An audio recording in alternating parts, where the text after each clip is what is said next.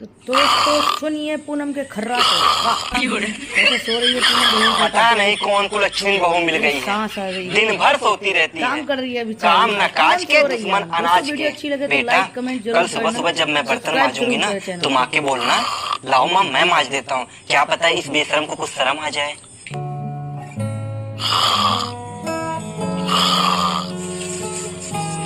अरे माँ, ये तुम क्या कर रही हो? लाओ मैं धो देता हूँ। अरे नहीं बेटा मैं धो रही हूँ। दो माँ, मैं धो देता हूँ। अरे नहीं बेटा मैं धो रही हूँ। अरे माँ, मेरे होते हुए आप काम करो, अच्छा नहीं लगता। अरे बेटा कोई बात अरे नहीं। इसमें झगड़ने की क्या बात है? अगर इतना ही माँ बेटे को बर्तन मांजने का शौक है तो 15 दिन तुम मांजो, 15 दिन तुम मांजो।